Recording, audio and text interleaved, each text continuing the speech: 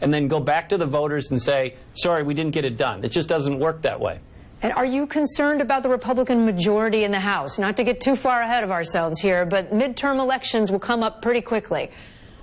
I think they're going to get this done eventually, and then once you get 6 months beyond when they get it done, people won't remember this parliamentary chaos of today. Let me go to Ken Vogel. He's with us as well with Politico. And Ken, you've been watching all of this and reporting on all of this.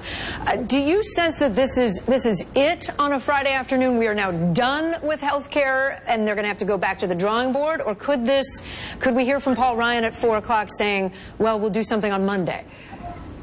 Yeah, I mean, I would be surprised. These members go home, they start hearing it from their constituents. This bill is extremely unpopular. Now, to be sure, there's a lot that's not known about it. I don't think that the voters have had a chance to necessarily digest it to form a really informed opinion about it. But just on its face, you start messing with people's health care. That causes problems, political problems. These members are going to hear about it's going to be tougher and tougher as time goes on for them to come back to this, especially after Sean Spicer said from that podium, this is it. Whether that was brinksmanship or not, an attempt to sort of twist arms at the last minute by the White House to get a deal. If it was, it didn't work. If it wasn't, and you take them at their word, I think that would suggest that they're moving on, possibly to tax reform. They're talking about that by the end of July. Let's be clear about that. That's no layup either. You're going to encounter some of the same rifts that you saw in the House that exploded this plan when you moved on to tax reform.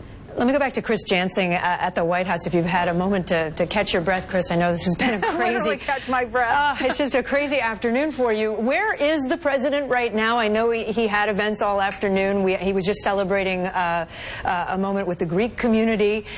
Is he around? Would we hear from him this afternoon or this evening?